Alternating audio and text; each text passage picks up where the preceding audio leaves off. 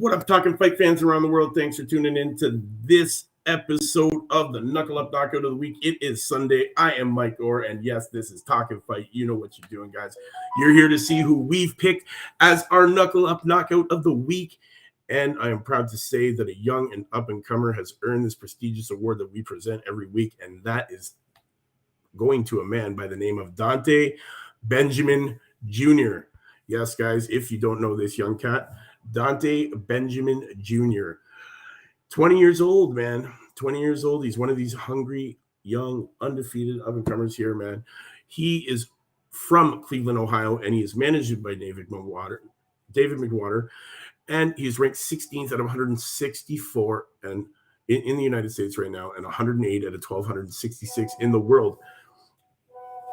Now, he fought last night against another undefeated guy, Emmanuel Austin, who is 6-0, and this one did not go the distance, guys. Our man here, Cleveland-born Dante Benjamin Jr., remained undefeated and handed Emmanuel Austin Kenner of Louisiana his first career defeat when the pair squared off at Turning Stone Resort.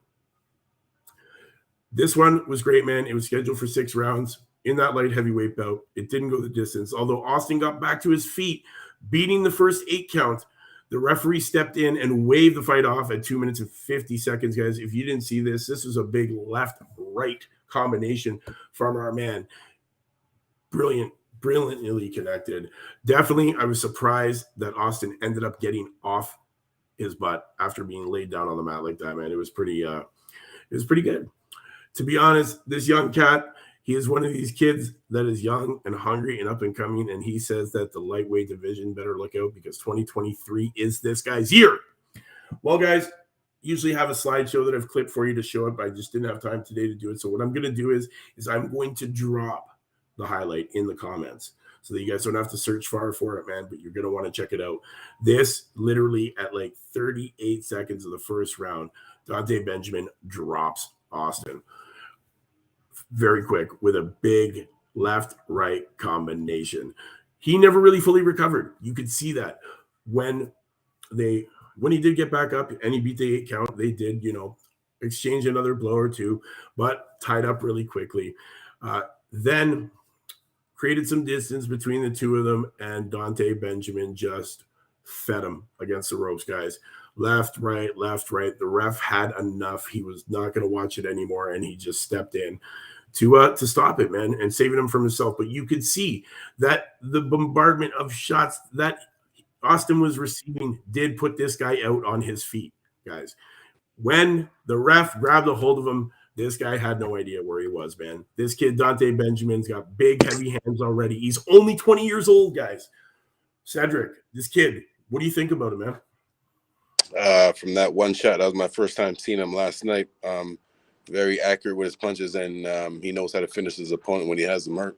Sometimes people, and it's the accuracy of the punches too. Yeah. Like when you see someone, sometimes you'll see a fighter hurt his opponent, and they can't finish them off, and then you'll see, people will say that he punched himself out. Well, yeah. If you have your opponent hurt, and he's lucky enough to last the 8 counts. If you can, and he's still, you're not just 100% recovered after an 8 count. So if you can make your punches accurate, specifically on the chin or anywhere to the body, the accumulation of that, any opponent can't take that. That's why, that was what stuck out after he hurt his opponent, he finished him off with that big right hand. That big right hand that hurt his opponent. That really rung his bell, and then that distance just allowed Dante Benjamin to really reset himself and then pick those perfect shots that you're talking about and not wasting any energy doing it. So, I feel that really Emmanuel Austin wasn't really with it after that first big right hand that created that gap between them that allowed Dante Benjamin to then, throw those big right hand and left hands that put him on his ass against the ropes. Honestly, I was surprised he even made the 8 count, man, after those big shots. Just goes to show you, man, that, that adrenaline when it's pumping, man, will make you stand on your own. So that's why sometimes you preach safety, Cedric. Sometimes these refs got to save the fighters from themselves. And definitely that was the case last night with the ref stepping in at 2 minutes and 50 seconds of the first round. Dante Benjamin was teeing off while this kid was on the ropes, and he was just getting hit left and right again. And it is what it is, man. And it ends up being our knuckle up knockout of the week, definitely. But we got to touch on another one that was a runner up for us. This was a hard choice for us guys to pick which knockout, but we got to talk about it. That big cut, man, that nasty cut, one punch. Because the fight that we're talking about is Johnny Rice versus Guido Vianello. Yeah. I'm thinking he was a 2016 Olympian for Italy. Johnny Rice, one of those guys that has one of those life comeback stories. Wasn't good and boxing saved his life. So it was a cool story there. But specifically with that right hand, it was a 1-2. The jab actually came up short, and he still threw a right hand. And the cut was so bad. And the thing about that, usually when cuts are that bad, it's usually because like repetitive hitting it, right? It'll start with a small cut, and then they keep hitting the same spot, and then it opens up over a couple of rounds. But the cut literally went from his eyebrow all the way to like the side of his face, and that was just from one punch, from one hard straight right hand from a heavyweight.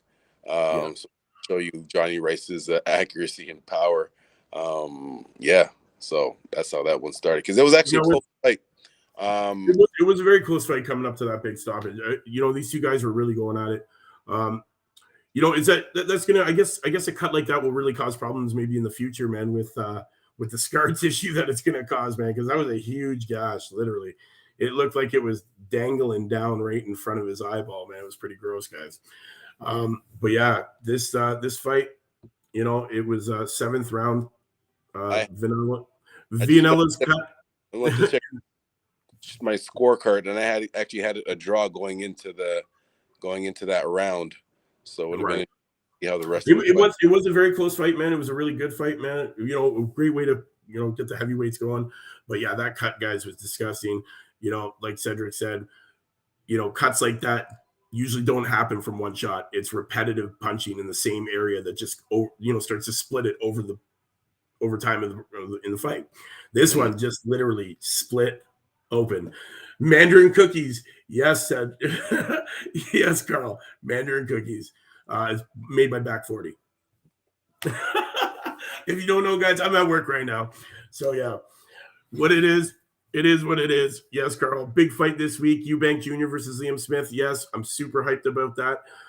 Yard and Beterbiev in 2 weeks. Huge fights. Yes, and see, Carl, that gym is tidy, brother. That gym is real tidy. But guys, you know what it is, man. It's the Knuckle Up knockout of the week. We gave it to our man Dante Benjamin. Huge knockout for him. 20 years old. The sky's the limit for this kid. He says 2023 is the year that you're going to know this kid. We'll see what happens. Only time will tell. Shout out to that Vianello cut, man. Vianello cut. That was huge. Pretty nasty. And definitely earned that doctor stoppage. But there wasn't too many knockouts this weekend, guys. So, hopefully next weekend with all these big fights that are coming up, we're going to have some great footage for you to see.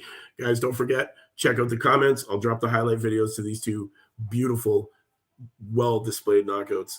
And, man, we'll see you next week. Same time, same channel, new knockout. Shout out to our man Carl over in the UK.